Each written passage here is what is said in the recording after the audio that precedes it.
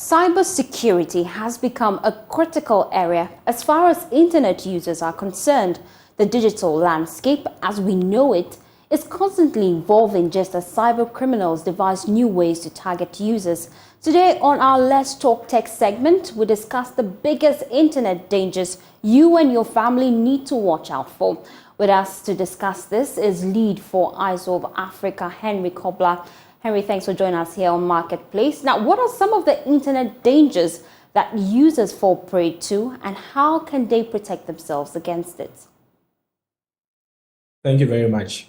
So quite a lot of times, I think that there have been a lot of complaints when it comes down to the internet usages, apart from the benefits that we sort of enjoy when it comes down to the internet. I mean, currently you would realize that there's been quite a lot of issues when it comes down to identity theft.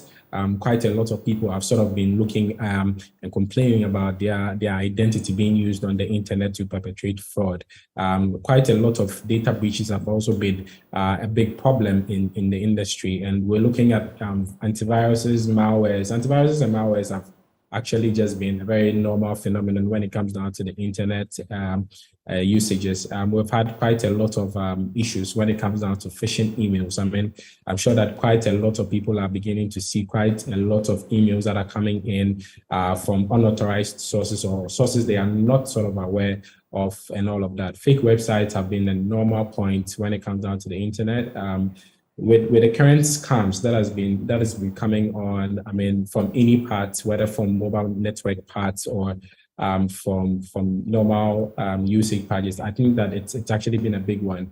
We've seen a high risk in terms of romance scams. That has also been a big deal. I mean, quite a lot of people are having conversations with people in the name of romance, and that is sort of getting them into trouble.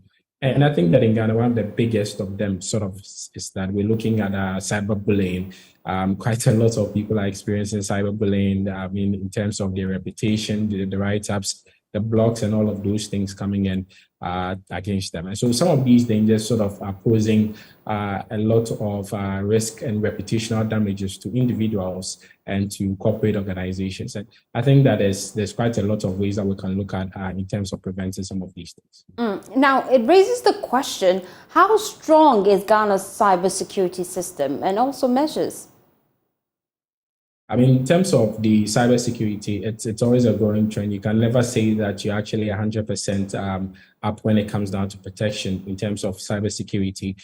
Generally, we're having some lessons and protections which is coming in from the government in terms of policies, privacy policy, data protection policies, and all of those things. But I believe that when it comes down to cybersecurity, I mean, most of the important part depends on the individual that is sort of hanging on to the internet.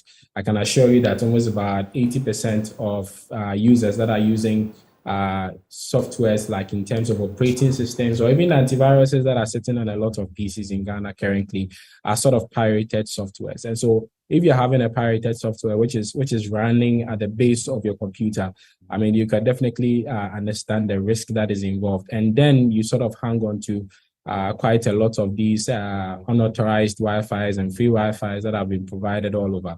And so definitely hanging on to a Wi-Fi gives you the higher risk of allowing remote access to your PCs, which gives away a lot of personal information. I mean, quite a lot of people think that they don't really have too much information to give, but you'll be surprised that there's so much that can be gathered away from your PC, your emails, your conversations on WhatsApp, and all of those devices.